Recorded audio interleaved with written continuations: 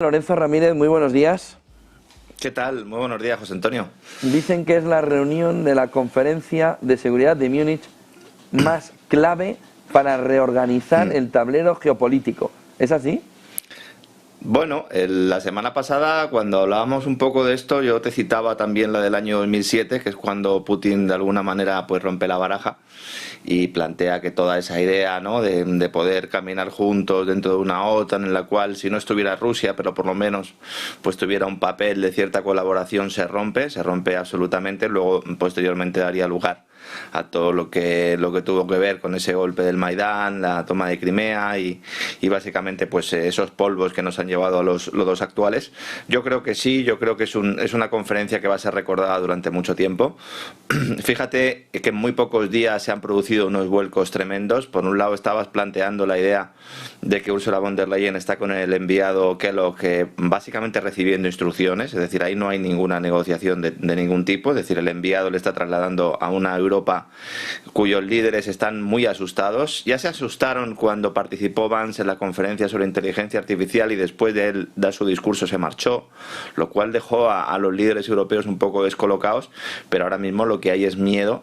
Hay un miedo claro porque esa pérdida de peso geopolítico que algunos llevamos mucho tiempo denunciando, pues parece que ellos han descubierto en las últimas horas, ¿no? Se está generando además un debate sobre el futuro de la OTAN después de esta conferencia de Múnich, que sin duda, como digo, va a ser recordada como un hito histórico. Se constata realmente un cambio de paradigma.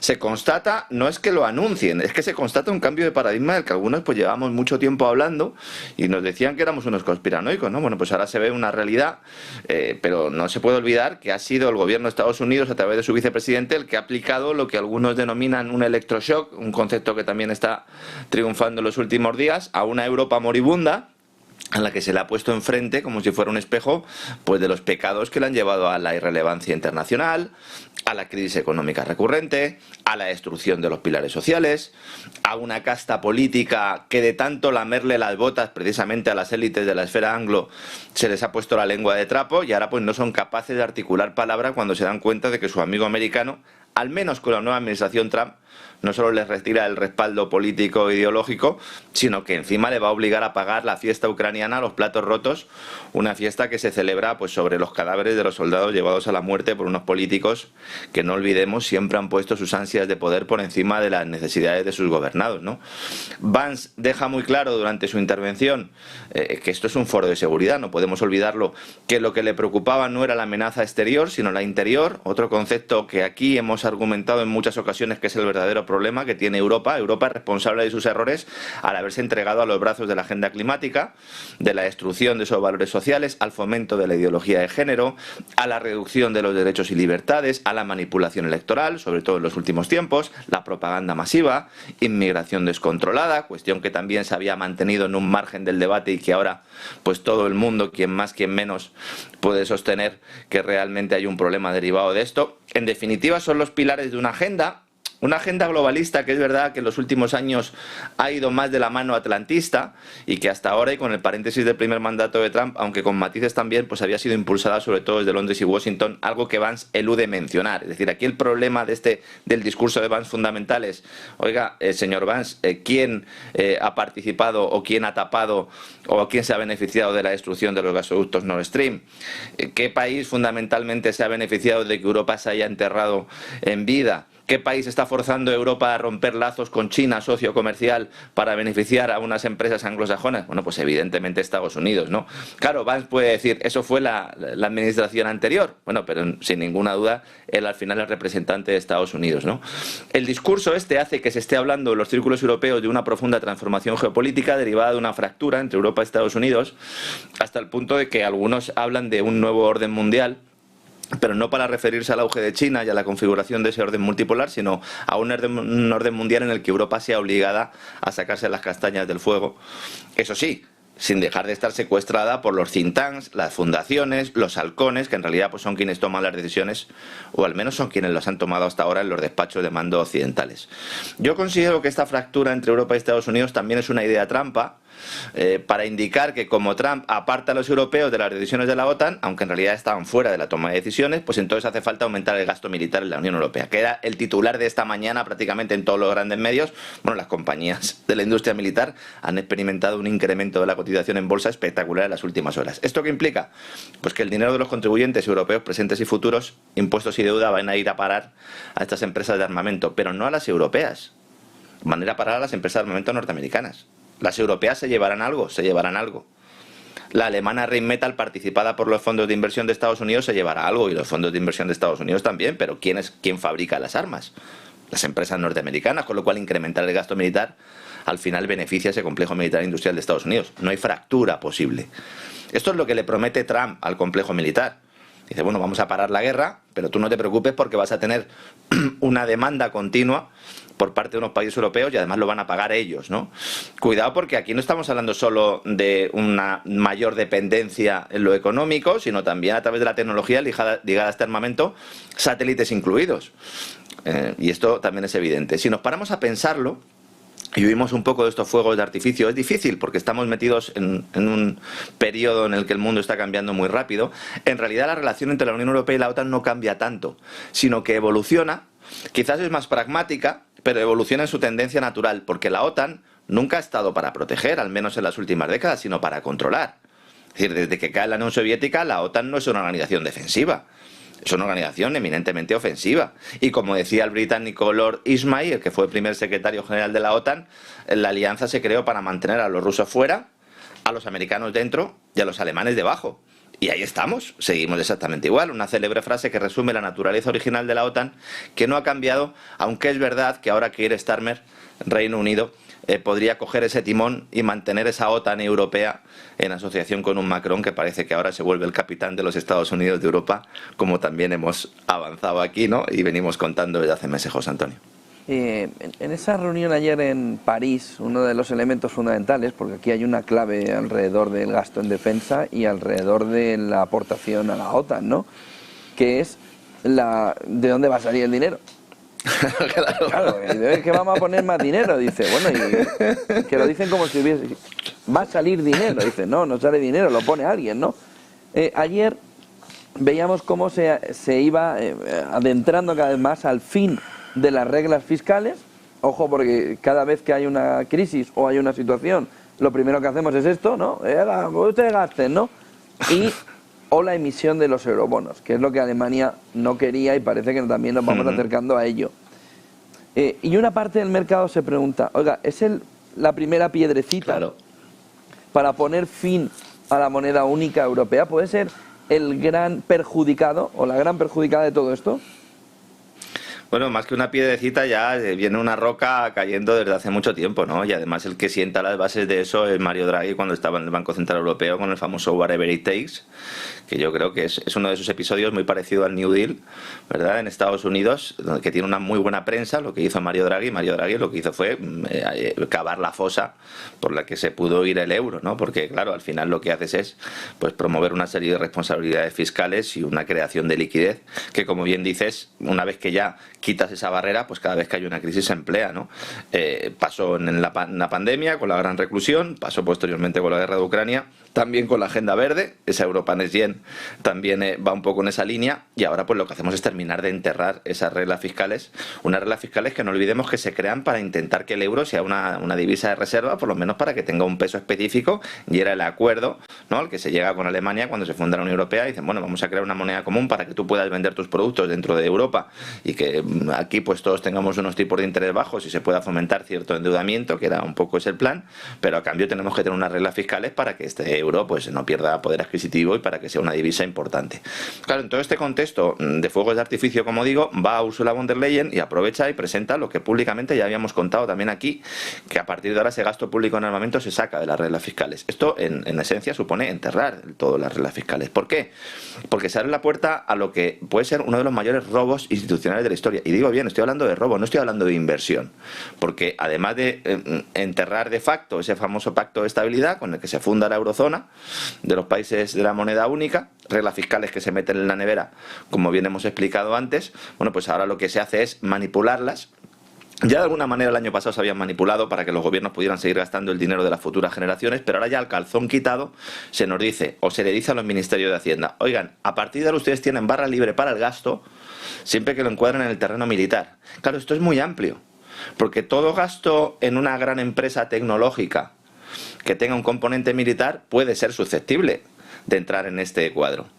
Y ahora alguno entenderá a lo mejor por qué hay una fusión en marcha de Telefónica e Indra, aunque mantengan las mismas marcas y aunque finalmente no se produzca una fusión, pero ha habido un intercambio de cromos notable. ¿Por qué? ¿Por qué se va a crear campeones tecnológicos militares? Para poder aprovechar este maná. El tema de la inteligencia artificial también va muy ligado al ámbito militar. Si me apuras, incluso en términos de sostenibilidad, de economía verde, en el momento en el que decretes una emergencia climática, como ha hecho Trump en Estados Unidos, tú aquí decretas una emergencia climática y también tienes una vía para sacar todo este gasto. Digo gasto, no inversión, porque tú cuando inviertes algo lo inviertes porque esperas obtener un retorno. Aquí no hay retorno. Aquí no hay ningún retorno. Aquí el que obtiene el retorno es el que recibe el dinero y punto. Por eso se están disparando las acciones de las empresas de armamento. Según von der Leyen, hablamos de cientos de miles de millones de euros. Claro, como decías tú, ¿esto de dónde sale? Porque si estamos teniendo problemas para cerrar presupuestos en muchos países, el presupuesto europeo igual, ¿cuál es la financiación que se va a obtener? Entonces aquí la idea de von der Leyen es seguir la línea que también le marca Mario Draghi, que ha vuelto a salir de la caja o de la chistera para hacer exactamente lo mismo que hizo en su momento, que es impuestos y deuda fundamentalmente. Y potenciar los eurobonos. Entonces, no hay consenso en el seno de la eurozona, como bien comentabas, con una Alemania que todavía se resiste a abrir la puerta a una deuda mutualizada, que en realidad ya campa a sus anchas, después de haber sido empleada con esa excusa pandémica, con el programa verde, con el gasto Next Gen, que se ha financiado fundamentalmente con eurobonos. España está como loca proponiendo incluso utilizar el mecanismo de rescate del euro, el famoso MEDE creado por Draghi, o incluso el Banco Europeo de Inversiones que dirige Calviño, y está deseando que aumenten los eurobonos, pero llegar a nosotros o a España le conviene porque mutualiza deuda, y como nosotros tenemos pues una deuda impresionante, por mucho que la señora Montero diga lo contrario y esté muy satisfecha, que alguien me explique cómo se puede reducir la deuda estando en déficit permanente con inflación, ¿no, señora Montero? Bueno, pues así es como lo hacen ustedes. Y luego el ministro de Finanzas alemán pues prefiere que sean las distintas haciendas de los países quienes realicen las emisiones de deuda. Ojo, no está en duda si se va a emitir más deuda, sino cómo. Porque que se va a emitir más deuda es seguro.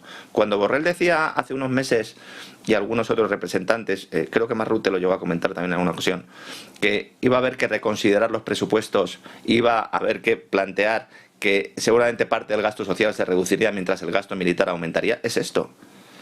Es esto lo que está pasando. Y luego, por mucho que nos hagamos trampas al solitario, toda deuda hay que pagarla en algún momento. Entonces, aunque se use al Banco Central como rescatador perenne, que parece que esa es la idea, y se cargue sobre las generaciones futuras el pago de la factura, al final hay que pagarla. Dice Soros, ¿no?, que es Garicano y compañía, que son muy partidarios de los eurobonos, dicen, bueno, tampoco pasa nada. Ellos mandan un concepto de la deuda perpetua. Dicen, bueno, yo me endeudo perpetuamente y solo voy pagando intereses. Ya, hombre, pero cada vez los intereses son mayores.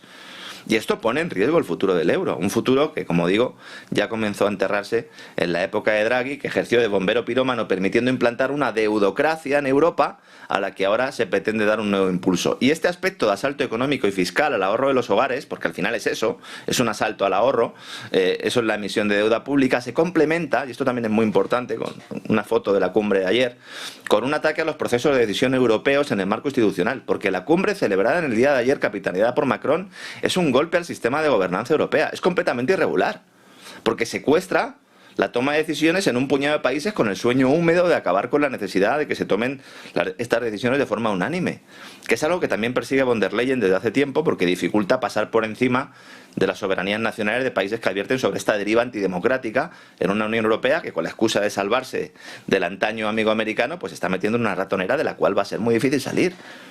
Y entonces otra vez vuelve ese discurso de la integración.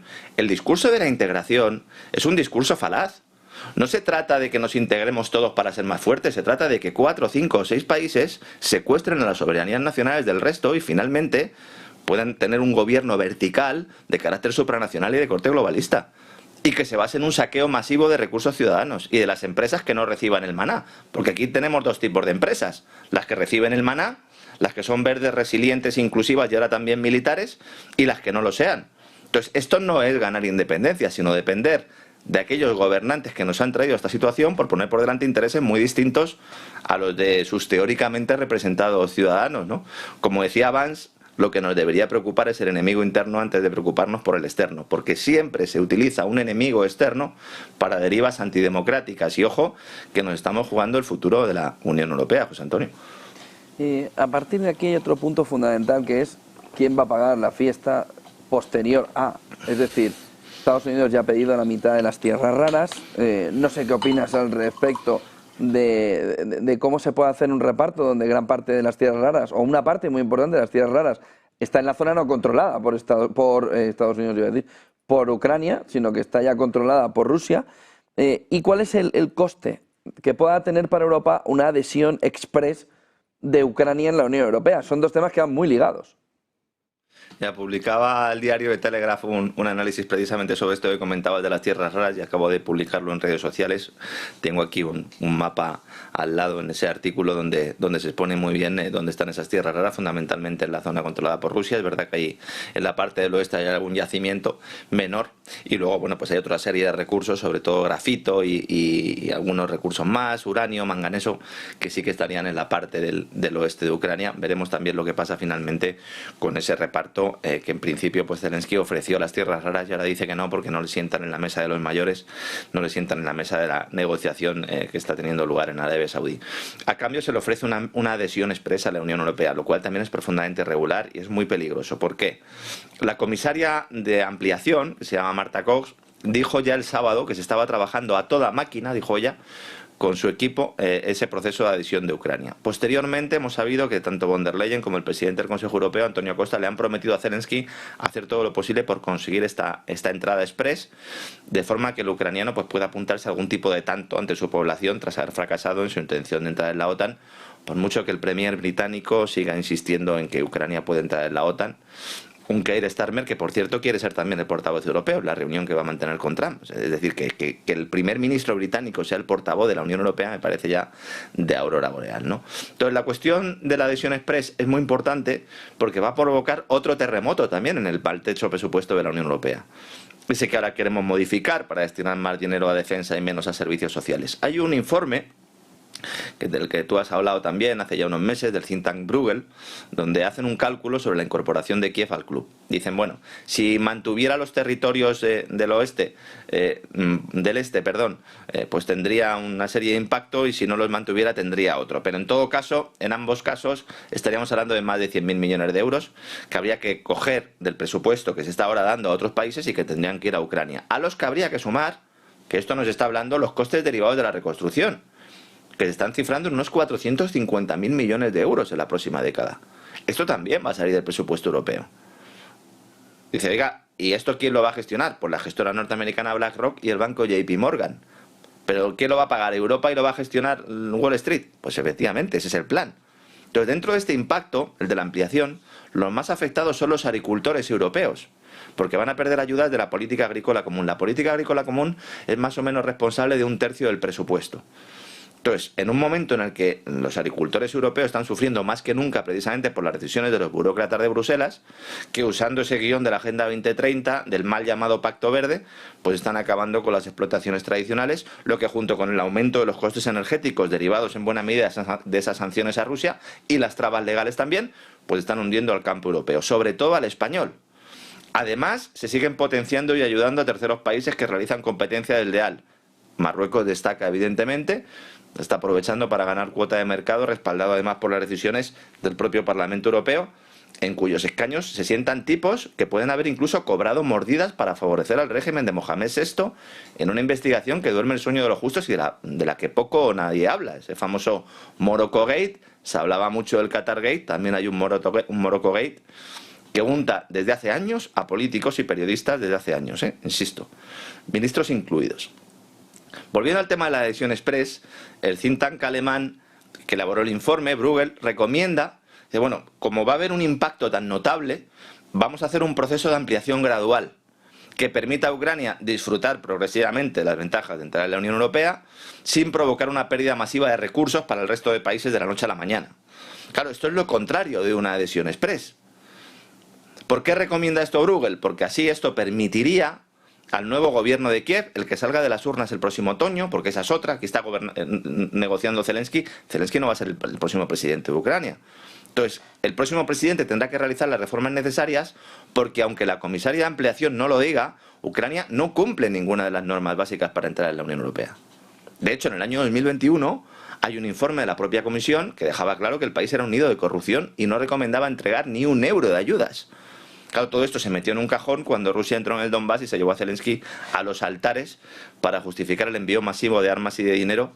Un dinero que, por cierto, en estos momentos nadie sabe dónde está. Entonces, además de Ucrania, Bruselas quiere que la ampliación también incorpore a los países de los Balcanes occidentales. Cuidado, que aquí hay otro punto muy importante que muchos están pasando por alto. Si entran también muchos países de los Balcanes occidentales, el impacto sobre el presupuesto va a ser mayor. Por no mencionar el hecho de que en esta zona, que tradicionalmente siempre ha sido un polvorín, hay países que no están dispuestos a entrar en el club y que incluso denuncian chantajes y amenazas por parte de las autoridades europeas. El caso del presidente serbio quizás sea el más evidente, que lleva mucho tiempo avisando que desde Bruselas se le está forzando a entrar, de forma similar a como se está haciendo con otros países del este de Europa. Georgia es el ejemplo más claro, a la que se le quiere doblar el brazo montándole otra revolución de color en pleno siglo XXI. Claro, esto evidentemente no tiene nada de democrático, aunque muchos sigan sin querer verlo. La ampliación de la Unión Europea se hace a golpe de chantaje, a golpe de amenaza y en algunos casos incluyendo a países que no cumplen, porque se les tiene que dar una especie de segundo plato, porque ya desde hace mucho tiempo la ampliación de la OTAN y la ampliación de la Unión Europea han ido absolutamente de la mano. Que esa es una de las razones fundamentales de que se haya producido esa crisis fundamental, estructural, entre Rusia y Occidente, José Antonio. Aunque Rusia no deje de ser parte de Occidente en buena medida. 10:03 de la mañana, el otro tema que nos viene sobre todo desde el domingo es la criptoestafa en la que está involucrado, en la que aparece Milei, no sé ya cómo ponerle el término, él dice difusión, otros dicen recomendación, asesoramiento, publicidad. Bueno. ¿Cómo ves todo lo que está sucediendo y sobre todo hasta qué punto gran parte del éxito económico en algunas cuestiones puede quedar terriblemente empañado por lo sucedido con la criptomoneda? Bueno, yo creo que esta es la gran clave, ¿no? Si nos levantamos un poquito y salimos del fraude y nos vamos ya a un componente más estructural, evidentemente pues aquí hay un problema, ¿no? De hecho, pues en las últimas horas el diario La Nación en Argentina informaba que finalmente hay un bufete de abogados que ha decidido poner una demanda ante el Departamento de Justicia de Estados Unidos, ¿no? Por este fraude y situando a Milei en el centro, y veremos cómo al final pues esto tiene recorrido, a lo mejor no, a lo mejor también se queda directamente como papel mojado. Al final lo que vemos es que este último fraude de cripto en el que se ha visto envuelto el presidente de Argentina, pues evidentemente puede empañar logros macroeconómicos conseguidos en los últimos meses, al menos los que le permiten seguir enganchado a la ubre de un Fondo Monetario Internacional que le mantiene en rescate permanente y sin el cual no podría hacer frente a sus obligaciones financieras. Y aquí lo que tenemos es un contexto de mejora de cifras macroeconómicas. Todavía bueno, pues necesita un apoyo exterior a Argentina para poder hacer frente a sus obligaciones. Tiene una reducción de la pobreza, una reducción de la inflación, aunque todavía las tasas son altas. Y también hay ciertas trampas, ¿no?, que ha realizado, como el hecho de cambiar la deuda del Tesoro por la del Banco Central y ir bajando tipos de interés cuando tenía un entorno inflacionario. Pero bueno, yo entiendo que al final el sudoku que tenía Milei era muy complicado y nadie se querría ver en la situación macroeconómica en la que él coge el país, ¿no? El problema con respecto a este tema del fraude cripto no solo es el fondo con el que se ha tratado este asunto, sino también las formas, porque es que ayer por la noche hora argentina, en una entrevista concedida por el propio Milei, él dijo que esto es como apostar en el casino y el que pierda que se fastidie, diciendo que los estafados son responsables de haber metido su dinero en esta meme coin, en esta criptodivisa Libra, eludiendo la cuestión central, que fue él, precisamente, como presidente de Argentina, aunque él diga que lo hizo a título particular, pero esto no, él es el presidente de Argentina quien hace campaña y hace promoción para que los argentinos confieran en esta criptodivisa. El mensaje textual que él pone es: la Argentina liberal crece, este proyecto privado se dedicará a incentivar el crecimiento de la economía argentina, fondeando a pequeñas empresas y emprendimientos argentinos, ¿no? El mundo quiere invertir en la Argentina. Bueno, pues de alguna manera yo creo que aquí sí que hay una promoción evidente, ¿no? En ese momento muchos argentinos compran estas unidades de la divisa cripto, que fue vendida por aquellos que sabían que Milei la promocionaría y que la tenían en sus carteras, produciéndose la clásica estafa de este tipo. ¿Por qué digo esto? Y esto es muy importante. El 80% de las unidades que se vendieron en ese momento estaba concentrado en 4 monederos solo.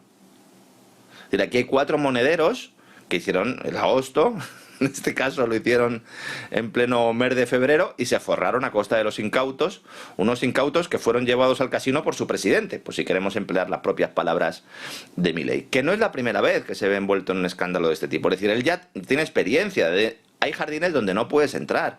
Es decir, cuando él en 2021 y en 2022, cuando era diputado, promociona la empresa CoinX, que esto pues también ha generado mucho debate posterior, cuando se descubrió que era un fraude y cuyos directivos acabaron en la cárcel. De hecho, hace pocas semanas, finales de enero, uno de estos directivos, que todavía no lo habían trincado, que había recibido el apoyo de Milei, fue detenido con armas, 2 kilos de cocaína y mucho dinero en efectivo. Es decir, esta gente es bastante poco recomendable. En este caso, la relación de Milei con la empresa emisora de Libra es estrecha también, incluso más que con CoinX, porque aquí el presidente de la firma, esa KIP Protocol, ha sido socio de Milei y de algunas amistades peligrosas compartidas en otra sociedad que se encargaba de impartir seminarios, una especie de cursos de formación en los cuales pues Milei aparecía como capacitado, en una academia de trading en la que el ahora presidente argentino aparecía al menos como instructor, ¿no? Claro, todo esto ya sería suficiente para abrir una investigación judicial que pudiera determinar la responsabilidad de Milei y de algunas personas de su gabinete.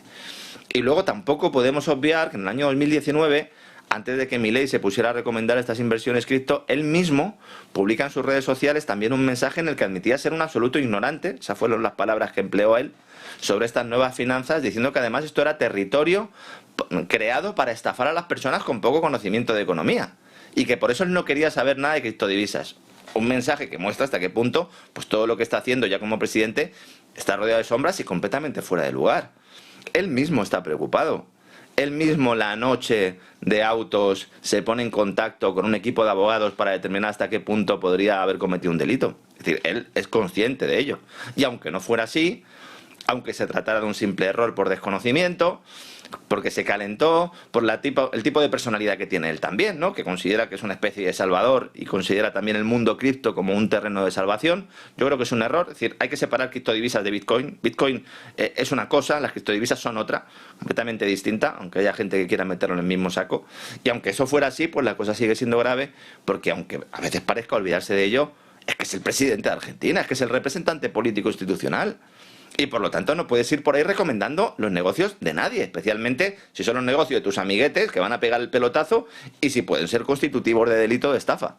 Que eso veremos también si lo determinan los tribunales, ojo, porque al final ellos están vendiendo un activo y luego si es que ese activo luego pues valga más o valga menos en función del dólar o en función del peso, bueno, pues ya es otra cosa. Al final pues a lo mejor no hay delito ninguno, pero desde luego que debería mantenerse alejado de todo esto, ¿no? Ya sabemos cómo es Milei, sabemos que no lo va a hacer y desde luego que hasta ahora no ha aprendido de los errores. Veremos si en el futuro pues sigue por esta deriva o por lo menos saca algo en claro, ¿no?, de este escándalo.